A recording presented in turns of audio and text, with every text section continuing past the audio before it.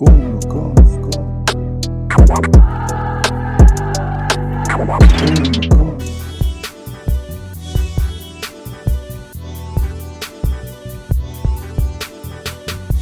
Gooner fam, what's good? We're back with a match day review. We got the Durban Gooners, Daniel and Kyle, back to give us their views on the match yesterday. We lost 3-1 at Anfield. Tough match, you know. I think the guys put in a good performance, but let's hear what the guys got to say. Maybe we'll start with you, Daniel. Welcome to Goonercast, your first show. So, yeah. How did you feel about yesterday's performance? It was up and down. It was a bit of mixed emotion because at the end of the day, I think realistically as Arsenal fans, we know what we were expecting going into the game. To be fair, I won't lie to you, I'll tell you straight. I was optimistic as hell. I even just to prove my my optimism for the game, I wanted to make it interesting. So on my fantasy league, I even captained Aubameyang to score, and I said we would win 2-1, but it kind of went the other way. But realistic, my feeling on the game was Liverpool by far the better team. Like I wasn't, to be fair, I wasn't expecting them to be that good. It just seemed as though this season they are better than last season. They seem so well refined. Every time that ball was touching the pitch, there was a Liverpool player next to it, and it was just like they put literally no foot wrong in that game besides Robertson. But to compete with that at Anfield, I mean, I'm kind of not disappointed in a way because it wasn't like a 5-0 or anything, which we're used to now, going away to teams like that. But yeah, it was an okay performance for me. Mm, yeah, And you, and yeah, Kyle? and you.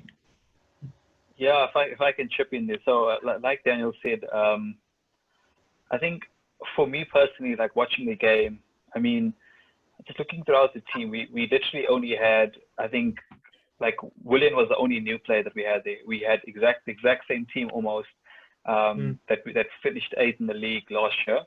Besides Bar Willian, I mean, our investment that we bought was sitting on the bench. So let's look at that. We're playing against the champions with a team that finished eighth plus Willian.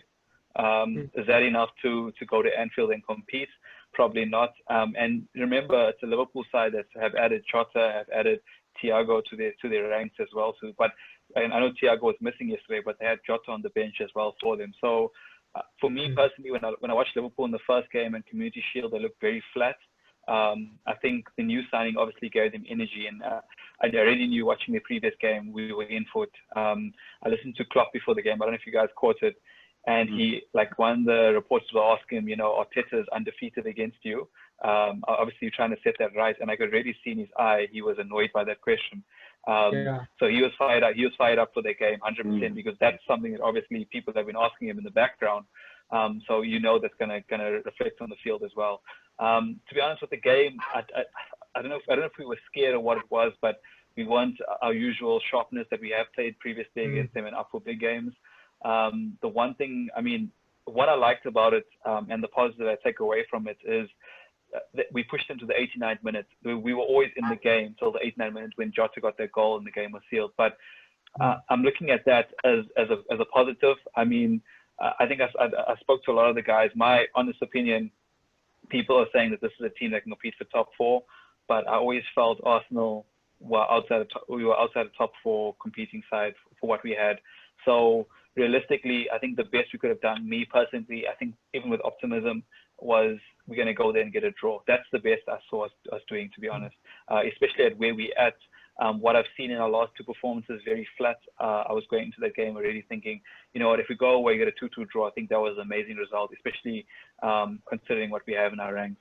I think as well, I'm just looking at the boys. I mean, yeah, it's just what always hurts me is the way we gave away the goals.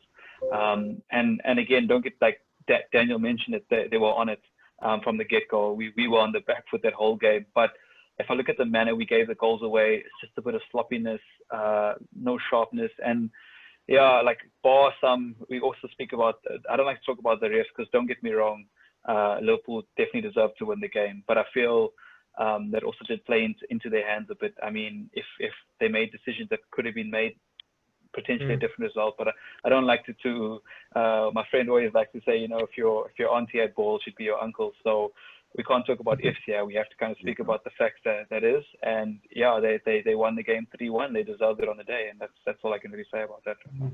Yeah, but, credit to Liverpool, I suppose. To be fair, they were at Anfield. They have a good record there, and as you guys said, we were a bit shaky. But let's break the game down a bit and chat a bit about the lineup going into the. But as you guys said, okay, you can tell me which guys you would have rather started. But the goals compared to like last season where they were just clinical goals against us, these goals here were all pretty much caused by our kind of, I would say, lapse in concentration. Maybe like Leno could have done better in certain areas and stuff like that. So the question I really want to pose is, how far have we come from last season at Anfield to this season? Same scoreline, but as you said, Carl, we stayed until the 89th minute. Lacazette had two beautiful chances that I don't like to over-criticize him because I love the dude, but, and you could see the disappointment and even the level of fighting, the level of how much it means to them. Look, a lot of the guys weren't in the game, to be fair. I think Ceballos came and changed it, which you guys can talk about. But yeah, I just want to understand, like from you guys, from seeing it last year to this year, for me, it was a chalk and cheese performance. Like the guys had a bit more grit. We weren't as creative. We didn't have as many chances. But to be fair, Lacazette squared it up. That Mane incident and also some of the referees' calls, we were in that game, I personally think. So I just want to get yours, gauge it, and maybe we'll go with you, Carl, for this one. Yeah, so again, I mentioned that I feel like there was a lot of grit as well. I mean, it could have been easy with that second goal going in for us to just go and capitulate like we have previously. And I think the biggest thing that I've noticed, like even though there's empty stadiums and stuff, it didn't feel like it was a training game for them on the day. Previously, that's how I felt going to Anfield. I felt like once they've got the game, they basically shut up shop. They'll set up just to kind of just keep the ball, move it around. And for them, it's like we wouldn't even get close to the ball on the day. For us, I felt we were very compact. They really had to work hard to kind of break us down. Like the only thing is what I would say is it's still in big games, again, we're making defensive errors, don't get me wrong, but I can definitely see some positives come out of that. Like I said, it's just to the 89th minute, the previous games, at halftime, we could have really switched the game off and put on something else, knowing that was going to be the score. I think with Arteta, we have that optimism that no matter like what the score, especially with one goal left at Anfield, we always felt like there was a chance that we could. It did come, but if we did take our chances, it's a different story. But we always felt like there was always a chance that even after Laka missed, you know what, we could actually get another one. Yeah, we actually got them a little bit on the ropes. Yeah, it's not as comfortable as they think, And Aubameyang should have taken that shot where he did. I don't know what he was doing there outside the box. He should have taken that. But anyway, so sorry, Daniel. You can tell me how you felt this year to last year. So if we're comparing it to last season's fixture, last year we actually didn't do too badly either. To be fair, it's almost it seems to me a little bit reminiscent because last year was also a load of errors, like with the Salah penalty when Luiz pulled him down or grabbed him back, and then I think it was Salah. I think was it a second goal or he assisted when he burnt Luiz. Remember Luiz out and he put his hands back and he ran straight through. And then we had Pepe who was in one-on-one with Alisson, still couldn't finish it.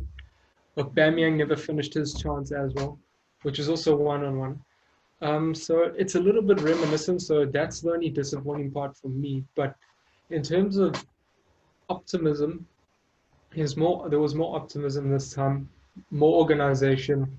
The defensive side of our game it's not too bad, but it's kind of hard to judge now because me personally, the biggest factor for me was, what's his name? Gabriel not being there. He's been our best our best defender since the league started. I know he just came in from France. He got thrown in the deep end, and sometimes that needs to happen. But for him being our best centre back to get benched, I think was an error on Arteta. So Gabriel, I feel he should have been just thrown in the deep end. again, because again, he's shown over the last 2 games, and we can only go off the last 2 games we've played, and he's been man of the match twice. So why would you leave your best performer? I mean, I understand what he was doing. He was going for the more experienced players, the ones that have been able to go to Anfield. And to be fair, have they even gone there and performed? Who knows? Well, actually, no, they haven't. But I would have, we've invested the money. He's arguably our best centre back at the moment. Why?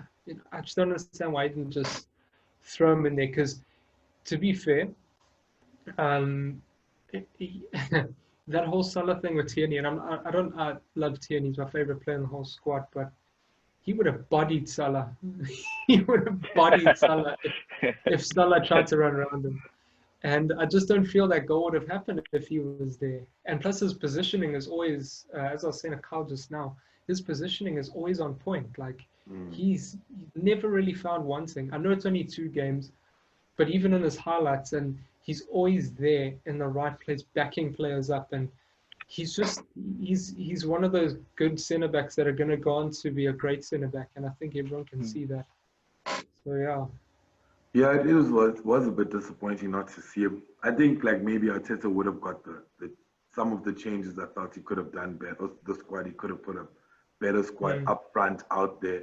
And as Carl said, it looked like we were a bit, I don't know, scared for them in the first half, because second half looked like we turned up, and that's when we started playing ball. But do you think also, like off a bit of Arsenal's tactics, but do you think like Jurgen Klopp now on the other, because you did say, Carl, he was a bit annoyed by, look, Arteta, whatever the media, the media in England, like stir the pot. So do you think he came out and, like as you said, they had no mistakes apart from 1 or 2, I would say, maybe for the goal. And other than that, I don't really think they were careless, I would say. They weren't losing the ball often. Very structured, pressed us at certain areas, closed the midfield down. And that's not usual Liverpool tactics, let's be fair. They come out and they do their job.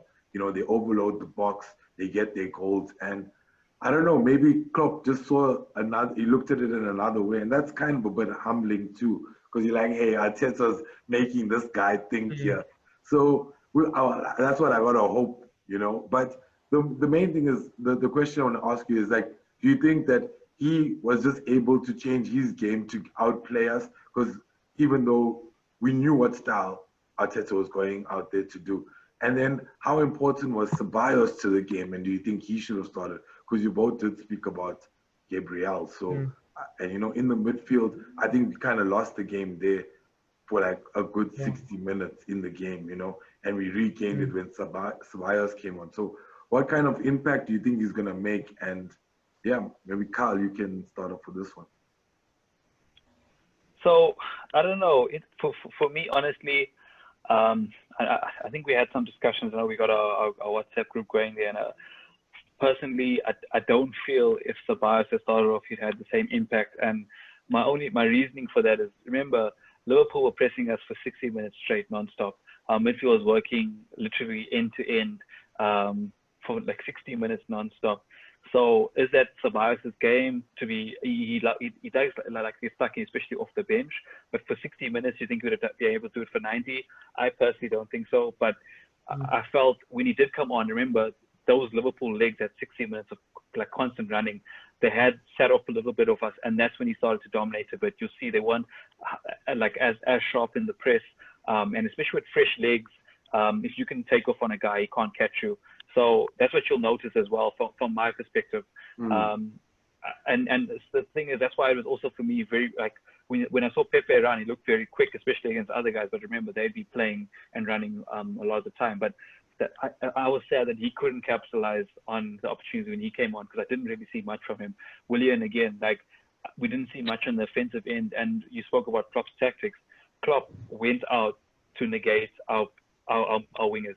If you see that, our wingers hardly got any touch of the ball. When they did, they got squeezed. They got double teamed on the wings, as well as the passes in behind, they squeeze us very quickly, especially on the midfield, especially on defenders. Even if we try to play, that pass was very rushed. So with that, it had to be almost Van Dijk had a lot of time when he's pinging his balls across the field. How can you not expect him to find these guys? If we gave Luis that sort of time, I like what 100% he'd Arteta obviously said. find. In the interview, is like, and when Van Dijk hits those balls like 60 meters, like, what do you do then? You know, it's like, Yeah. as you said, sorry, just carry on. No, but in saying that, I mean, it's Van Dijk that's hitting a 70-meter pass under no pressure. We weren't high pressing him at all, so it's easy to kind of I wouldn't say it's easy, but I mean to hit those passes under pressure, and they do that Gengen press where they put numbers into a specific zone. So for us, they're flooding numbers into a specific zone. We have to move the ball quickly, and I mean I was chatting to the guys yesterday, and it started off with Leno's would take a touch. He wouldn't move the ball quickly, and his only pass was into Luis or into Granit, or like it would be into Luis. Luis would force it into Granit, and by the time you're getting that, you're under pressure that you just end up kicking it away or making a stupid decision. So if you look at Alisson, he gets rid of it quickly. He moves the ball very quickly that you don't actually have time to close it down. So the tempo, I think, from the back was just very slow. Again, that's why I don't know if it was nerves and stuff, but I wouldn't put it down to Ceballos starting. All of a sudden, we'd have a different impetus that we always had to be attacking team. I think personally, and I don't like to say Arteta got it wrong, but I think Arteta set us up to kind of set them back and to not allow them to kind of get through us a lot. So we set up very deep. We weren't high pressing them. So that from the manager was how we wanted to play. But I don't know I don't think you would tell us, hey, let's all of a sudden play with a slow tempo. I just felt like we were very slow in moving the ball. 100% yes, you want to keep the ball, and every time we kicked it long, we lost it. Especially with Fabinho in their midfield, we tried to win a second ball. Van Dijk could win the first one. Second ball against Fabinho, we're losing out, and then they would just keep possession, I guess. So kicking the ball long wasn't an option. Trying to play it short, but trying to play it short very slowly, it wasn't working for us. So again, when Ceballos came on, I think it was at that point in time when people's legs were tired. And that's why you'll see he brought on Milner, because he knew he needed fresh legs in that midfield to kind of keep us at bay. So yeah, I don't think we would have benefited from Ceballos starting. I think if we look at it in all honesty, I mean, his tactics, even with leaving Gabriel out, which again, I 100% I don't agree with it. But even with that, we were sitting at 2-1 with Laka's chance. If we're 2-2, I mean, we may be not questioning his tactics as much, but 100% being like, this is a results thing. So if we don't get the results from playing that, we have to kind of question the manager. Was it right? Wasn't it right?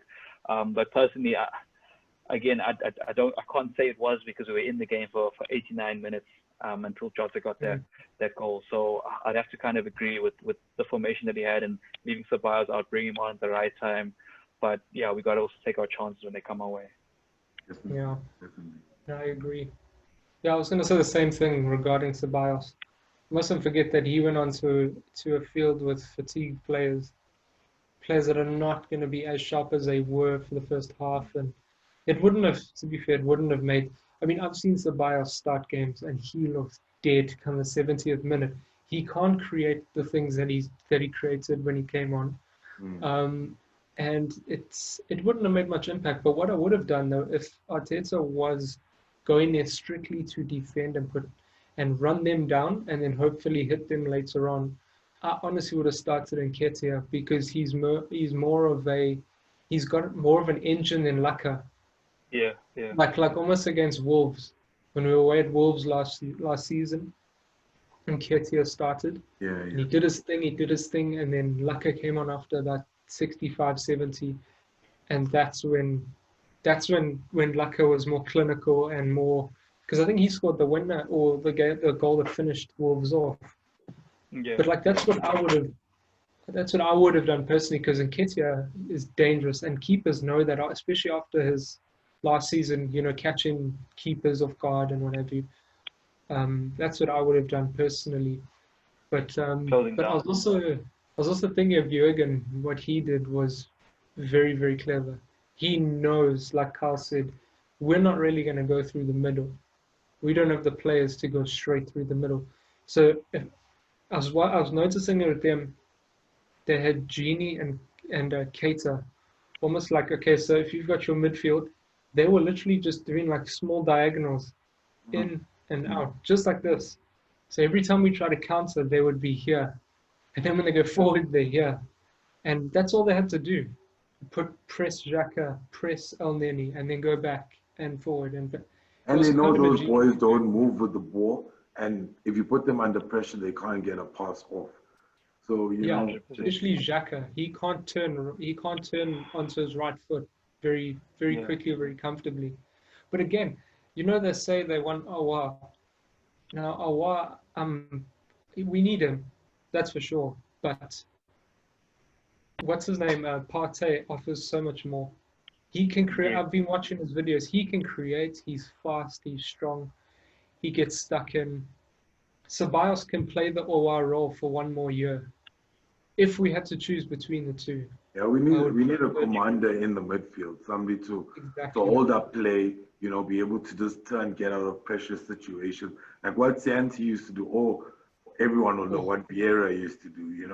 But I don't Yeah. think I don't know if we're looking for those type of players, but I think that's where we kind of lost the game yesterday because we didn't Yeah. have somebody to just absorb that pressure and break us through. Just even one or Yeah. two chances, or even switch the ball at the right time. I thought Xhaka was that guy. So it's scary that he comes off and then Ceballos does what he does. But I do agree, maybe Ceballos had the impact he had because of the time that he came on in the game. Arteta's, Definitely. as you guys said, Arteta set up defensively, and we held them till about the third goal until about Ceballos came on. Those two goals, I think we were unlucky. It was just if we were like how we played against them at home last season, or even at the where we didn't make mistakes, we were clinical, we didn't drop passes short. I think we would have brought it to them a little bit more. And to be fair, like to talk about this, to say we went to Anfield and do this, because I know every time we go there, it's disappointment. But I think this disappointment is like a bittersweet one because you could see the fight from the guys. But one of the guys I think that might have had a big influence on the game. You guys did speak about Gabriel, Ceballos, and whoever was on the pitch. Luis had a good game, to be fair. But Leno, some of the stuff he was doing, it wasn't, as you talked about, playing out the back. Also, when he's carrying the ball, when balls are coming at him and the way he hits it out, commanding the box. There were 1-2 times where he should have come out and just got to the ball, but he didn't some keepers, they just don't care. They just jump over the defenders, and I don't know. Give me your thoughts on, look, I'm not saying he's bad. I'm not saying Martinez should have stayed. It's just we're critically analyzing, players' performances. I think there were chances where he could have just done better. And if he had, we could have stayed in the game a bit longer, to be fair. But yeah, I'm not sure how you guys feel about Leno's performance. We will start with Daniel with this. Leno's performance, to be fair, I think I'll have to watch it all over again to get as accurate an analysis as I can. But he had, it's tough. It's tough to say because I know there's a lot of bitterness around the whole Martinez deal and him leaving and what have you. But, he's selected as guy. And to be fair, I think Martinez is the better choice because he's got more all-round about him. He can play out the back with his feet. His positioning is incredible. His saving ability is mad. But back onto Leno, I think Leno, he made a great save as well. The first Mane chance, that should have been buried. And he showed very, very, very good reflexes to actually get to that. But again, the tactics weren't doing Leno any favors either because I couldn't believe we had 4 players in the box of a goal kick. And I'm like, against Liverpool, seriously, wouldn't you rather flood their half with players than flood your own box? And it's been going time and time and time and time and time again. You're passing it. You could literally just replicate the patterns. You know where it's going. It's going to Luis, who Luis scopes it off to Tierney, and then Tierney's got like a small corner to try and get rid of it, and then you give it back to them, and it comes back again. And the tactics kind of didn't favor Leno either. So to be fair, I think he was okay. He was fine. The parry that you guys were talking about, I don't even remember it, to be honest. So I can't even comment on it. But yeah, I'm not going to go in on him too harshly or anything like that. I've seen a few like Tony Adams saying he's not a top 4 keeper, and I'm like, that's ridiculous. That's going a bit far, he's talking more of the anger of them selling Martinez. That's where that comes from. But Yeah. and saying that Leno's fine. He was good before. I remember when he got injured, everyone was like, "Oh no, we're done for. This is a disaster now. We might need a new keeper." And he's a good keeper. So Yeah. yeah. It's true. How about you, Carl? Yeah, just so from my side, yeah, just like Daniel said, for me, Emi he was a better all-round keeper, but obviously at his age, he needed to play games. He wanted to play for his national team, so he made a decision that he was going to leave in order for that.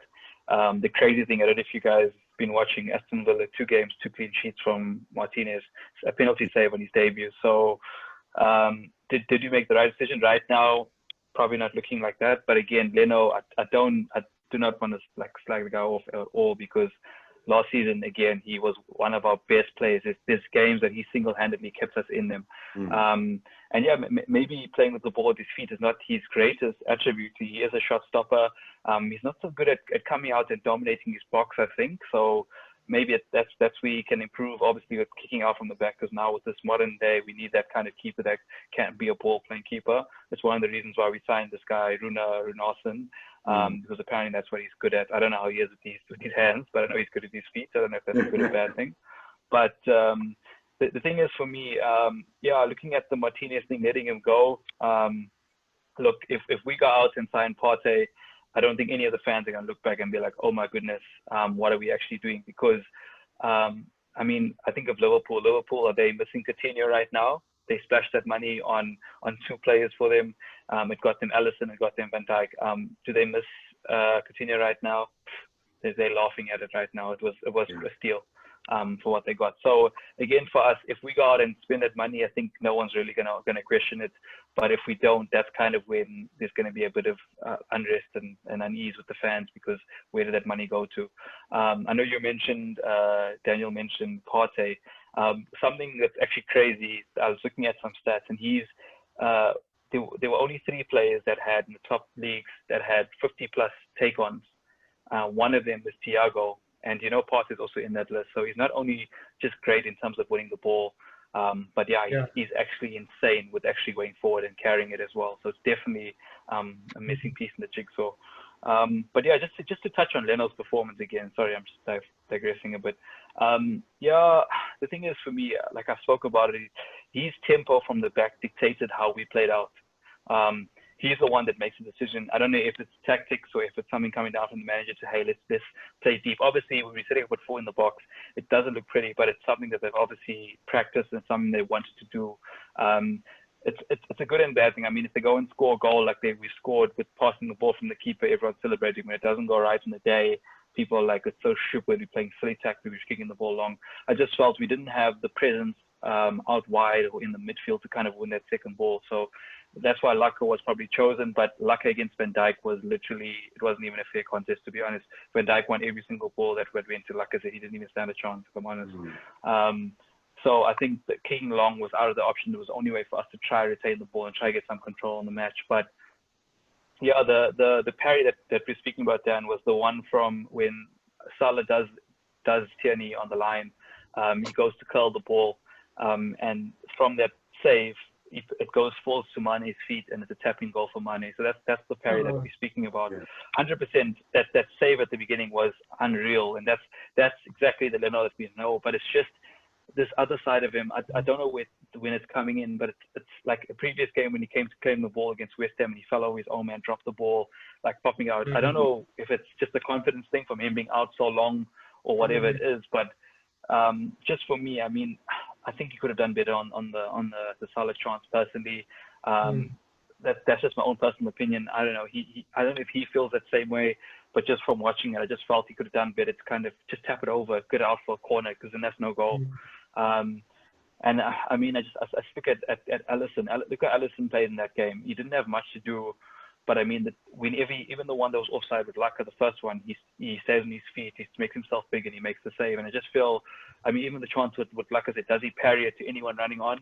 No, he doesn't. He deals with it, and I just feel like I don't know if we're on constant pressure, so that the keeper's always on edge. But yeah, it wasn't his best performance for me. I know what he's capable of, and I think that's what I'm judging him on.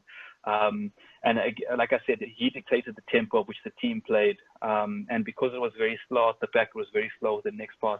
And sometimes you end up blaming Chaka, or you end up blaming Aubameyang getting the ball on the line, but it starts from the keeper giving a shit pass, giving another pass to Luiz giving it into Tierney trying to kick it up the line, and again, it just come back at us, and we just keep doing it over and over. And when that pressure builds, it's very hard to kind of keep your concentration. So I get it from his point, but just for me, I think he could have done a bit better with the goals.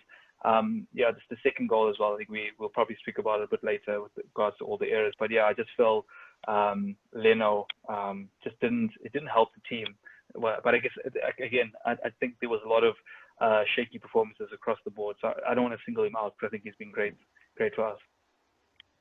Yeah, definitely. I think it's fine lines. It's fine lines. I think as the way that Jurgen set his team up, it definitely negated a lot of our play. I think our wing backs were just null and void in certain areas. Bellerin and Maitland-Niles didn't give to us what we intended, and I think Niles didn't have the best game going forward. Maybe defensively, no, not really. He was getting ripped apart certain times. Holding as well, but it's Liverpool, man. It's Liverpool. I think sometimes we forget the optimism we had. And it's our team. You want to be confident, but they are a quality team, and going to Anfield is never easy. But who do you think stood out in terms of a performance in our team for you guys? Like, who was your, would say, man of the match for Arsenal, if there is one? Sure. We'll go with you, Carl. So funny enough, I mean, I know Lacazette missed his chance, but I think and he was definitely lucky with the goal that he did get, but he worked his socks off. Same with Aubameyang. As much as he didn't do anything offensively, Aubameyang did absolutely nothing, but he worked his socks off to get back. I think for me, maybe the funny thing is it's hard because the guys that I want to say were some of them that were also responsible for making silly errors. Like whenever I look at a man of the match, I always expect like a flawless performance. And that's why it's so hard for me, because if I had to say a man of the match performance, I would have gone looked at Laka, I would have looked at Tierney potentially, I would have looked at Luiz potentially as some of our best players on the park. But I think the one that I can go for, but it's also hard because he didn't really stand out much, would be Mohamed El-Neni. It's weird because again, if I look through the match, yeah, but I looked through all the moments that he had. It was kind of simple, and it's kind of I know we used to joke about it and call him Mohamed El Sideways, because that's all he used to do was give sideways passes. And again, I didn't see him playing much ball forward. So can I really give him a man of the match performance of he works hard? I can't remember him any ball retrievals. I can't remember him any tackles that he put through. So it's a tough one for me, man. Losing makes it a lot harder, Yeah. I mean, I think if it's for me, I'll maybe give it to Laka, I guess. He got the goal. Yes, he missed his chance, but he worked his socks off for every single minute he was on that pitch. I would like to give it to Ceballos, but again, like I say, he came on, he did create, he did look good. So it's a tough one to always give a man of the match to someone that subbed on. I don't feel like they had like a full game to kind of show themselves. So for me, I'd give it to Laka, even though he missed the chance. I can't see myself giving it to El-Neni just because, like I said, there's nothing that's memorable that he did. I mean, he had some nice turns in midfield, but most of his passes were sideways. Did he really open up any defenses, win any balls, win any headers? Nothing really from there. So yeah, I'd have to give it to Laka. Okay. Yeah, no, I agree with you fully. Because to be fair, it's kind of hard to pick a man of the match after watching that, because everybody contributed in some way to one of the goals. Aubameyang was just doing his normal thing, running up and down. He was okay. He was fun. Nothing exceptional or anything like that. But yeah, I mean, we got to give it to the guy that got the goal and poached the goal. Because arguably, if he didn't work so hard, we would never have even gotten that goal anyway. So yeah, no, I'd say Laka is pretty much the hands down man of the match to me. I feel though if Gabriel started, he would have been man of the match. But probably, yeah, definitely. But what can you do? What can you do? So Lacazette it is, eh? All right. Definitely. Keisha, just want to ask one thing because it's something that I just thought about now. But what did you guys make of the like? We set up with the 4-3-3 at the beginning of the game, and then we switched after a while. And even the commentators were saying we warmed up in that intention to play the 4-3-3 with Ainsley actually starting off in midfield. I don't know if that had another piece, another part to play essentially with the mindset of the players, because they set up with the 4-3-3 starting. Terry started off on the left-hand side, and Ainsley started off in the middle of the park. And I'm just wondering if that tweaking kind of gave us an imbalance now, because players they set up, they warmed up like that. I don't know if Arteta tweaked it because he's like, no, it's not working. Let's go back to our normal. But I don't know if he tried to play a little mind games or what it was to try to give him something else to think about. But I just also wonder if that had a part to play as well too, because I mean, when a player is asked to one position, you practice it and you change it. Sometimes it's not always the hardest in a game that's very fast paced. So I'm just interested to see if Yokes had anything to add with regard to that as well. I kind of noticed it, to be fair. But then, I know our default, man. We always just switch default 3. But, I knew Niles was going to be that guy on... I actually thought he was on the left, yeah. He was, and I realized why he was so bad is because he was on the left. Yeah. You know what I mean? He can't cross. He can't do anything that's spectacular in delivery-wise. And he can just defend. So I think that's what happened. But I also think the first 15 minutes, it wasn't like we had Liverpool, but because we set up with that 3 in the back end, we were able to contain them. I think once we tried to tweak around after the 20 minutes, that's when we conceded. Or that's when we scored the goal. And then I don't know how we conceded. I don't know what happened. But I think sometimes what's happening now is that he's moving his formation a lot. So when we attack, we're on a back 4. But when we defend, we had a back 5 and midfield 11. Sometimes that's some higher grade stuff, you know? Maybe guys can't remember it all the time and you get lost in position. And going 80, 60 minutes at Liverpool is 90 minutes somewhere else. So imagine your concentration levels, you know, at that. I don't know. To be fair, he's also I like Arteta as a tactical guy. So could have just been mind game. Because I never known him to set up with a back 4. But you know, I don't know. Maybe, hopefully, we're moving towards that route, but I don't know. I think we are. A good observation, though. I think we are. We are moving towards that once he gets the players he needs. Right now, if you look at it, I always look back, and I was saying it last week. What Arteta has done is it's unreal. To be fair, to have a guy go into, and I'll never forget it. All the pundits, all the journalists now were saying the job he had to do was so big because of the squad he had. Player for player, they're not bad, but as a team, they're terrible. The mindset was terrible, and I think he's coming from a Pep Guardiola, let's call it a school. He's going to want to play more offensively, naturally. There's no way in hell he's going to sit and play with a back 5 week in, week out with the team that he wants. There's no way of that. There's no way.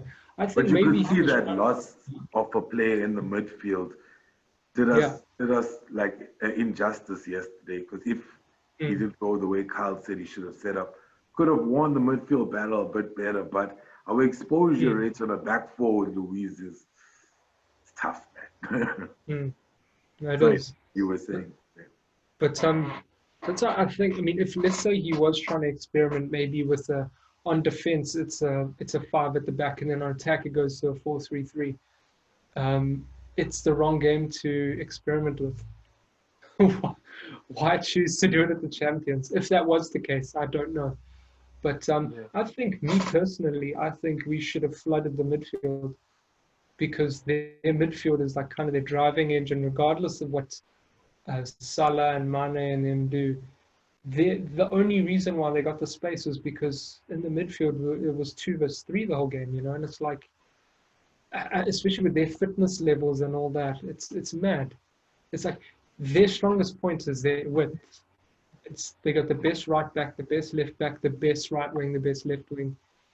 And it's like, surely you would think to go through the middle, but again, you could put it down to, okay, he doesn't have the personnel to dominate the midfield.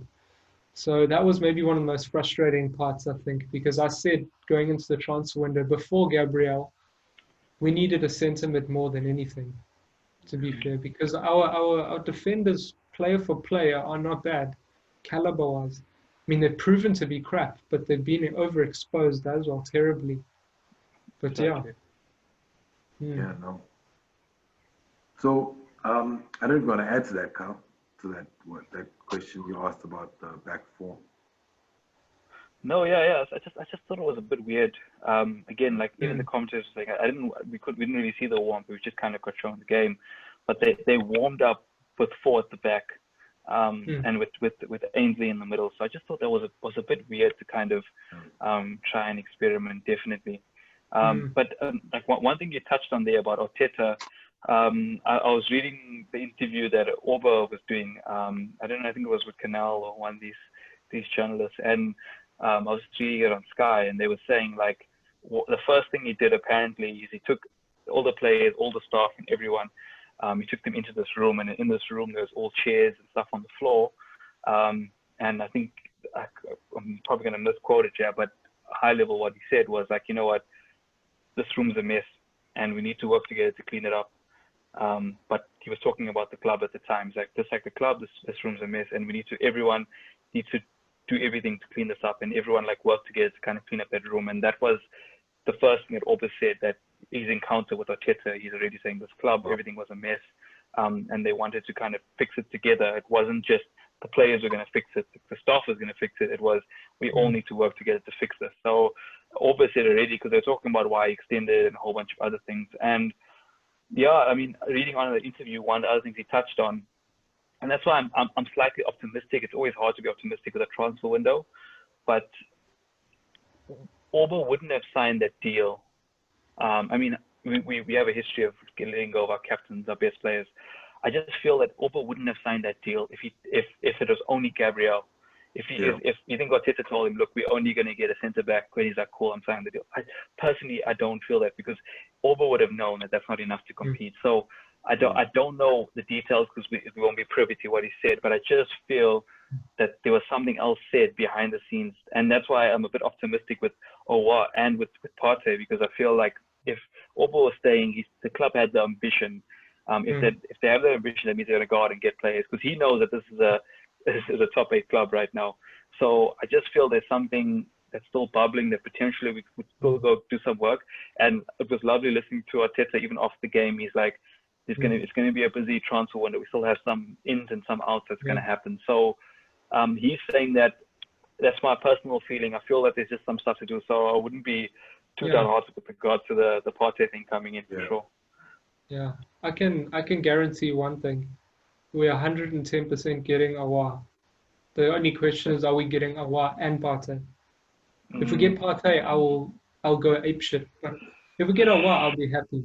If we get both of them, I think we're gonna cause some shit this season, you know. But definitely. We're almost out of time. So before we wrap up, thanks for joining once again, guys. But we spoke about Liverpool on Monday. So let's not forget we play them on Thursday again. So, you know, and Anfield, you know, I think we unpacked that match quite well. But for going into this match, what would you like to see? I know we want to win, but yeah, what would you like to see going into this? Obviously get the results, but yeah, give me your little views on what you want to see for Thursday's match. Let's start with you, Daniel. Okay, for me, it's real simple. Real simple. All-out attack. I don't give a shit. No one cares, but let's be honest, no one cares about the League Cup. Let's just go out and entertain. Seriously, take it to them. Like the last one. Smash them. Put some of the youngsters out there, Saka. Let them do their thing. Let them go to have fun. Just go attack. We are not sitting back with a 5 for a League Cup. I'm sorry, that's not gonna go well with me. So I'm hoping he goes there with just an offensive mind. Throw Saka in there, go 4-3-3. Experiment a bit. Use this as your time to experiment. Throw on Saliba and Gabriel. Just get that partnership going. Use this as a little building block, you know, and then, yeah, that's pretty much it from my side. And, Are we winning? Yeah, so if I should touch on that, so remember our last Carabao Cup game against them, the 5-5. Yeah. And the one thing I always look at, and this is something I can never understand. So if I look at our reserves versus their reserves, our reserves play more in the Premier League than their reserves. But for whatever reason, their reserves play almost like their first team. It's something that I could never understand. City are the He's exact drilled same. that throughout all their levels, I've noticed. Yeah, but it's instilled in the team. They play with that intensity and hunger, and it doesn't matter if it's that Harry Kuehl or ever that other what's that young player that they got, not Harry Wilson, what's the other guy? Elliott. Yeah, so they got Harvey Elliott. Harvey Elliott.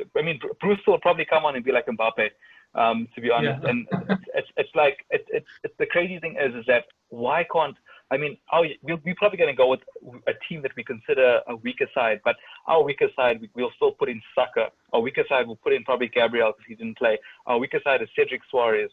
The only question will potentially be our keeper, but I'm saying like Ainsley will probably play again. You might see Sabaya starting, and that's our weaker side. Willock plays in Premier League as well. We got Reece, we got Eddie. I'm saying that, and Pepe. Don't be surprised if Pepe starts. And I'm saying that's our weaker side. Why can't we go out there and get a performance? The crazy thing is, I look at the guys that probably aren't going to be involved. Who performed last year? If you guys remember, Mesut Ozil's performance last year was also a very big talking point. He did that little back heel on the line there. I still think that's one of the craziest goals, and that's the Mesut Ozil that we all want to see, but we probably might not see. I think play he assisted 3 goals there, if I'm not mistaken. I think it was 3 goals. I can't remember. But I remember that was the game everyone's like, yes, Ozil's back, and we all know how it went after that. But maybe it's my thing is a return of our Messiah there. Yeah, but that's even if he plays. I feel like I don't think we're going to see Ozil or Guendouzi or Torreira play in Arsenal jersey again. That's my honest opinion. The way things are going, and this would probably be the game where you would just throw. Because think about it, he didn't make Leicester. He didn't even make the bench at Leicester. Carabao Cup tie. You didn't even see Ozil or Guendouzi on the bench. For me, that means his fate's already sealed. He's probably not going to play for Arsenal again. So I wouldn't be surprised. But yeah, like Daniel said again, I would just love to see our reserves play how our first team plays at their peak. That's all I would see. I know we're definitely going to make wholesale changes. We'll see Eddie, we'll see Pepe. I want them to show Arteta why they should be starting. That's what I want. There's only one player I really want to play for us that's never played for our first team, and that's Florian Balogun. That's all I want to see. He can get a chance. He's just so got a presence about him too, eh? They actually stopped a loan deal for him. Somebody wanted to buy him or loan him, and they were like, nah, he's staying. So maybe they have a plan for him. Yeah. It was Sheffield. Yes, it was. And there was one other. I forgot who it was. Yeah. I don't know. Brentford, I think. But you remember? Yeah. No, sorry. I think it was Brentford, and the other thing is, do you know how much they? So remember, Balogun's never played for the first team. Apparently, Arsenal were quoting they wanted £10 million for him, for a player that's never played in the Prem. Think about how insane that is. And they wanted us for that keeper, and they wanted us to loan him back. So they're like, no, buy him for 10 million, but give him back to us for a season. We need him. I'm like, what kind of business is this? It's like, I don't know. But guys, sorry to cut you guys off, but yeah, we're almost out of time. Thanks again for coming through, sharing your thoughts after the Liverpool match. Hopefully we'll catch you guys again. We got a busy week. We got Liverpool and Sheffield on Sunday. But yeah, it's Daniel and Carl. It's me, Keish. It's Goonercast SA. We out. Thanks, guys. Cheers, boys. Shot, man.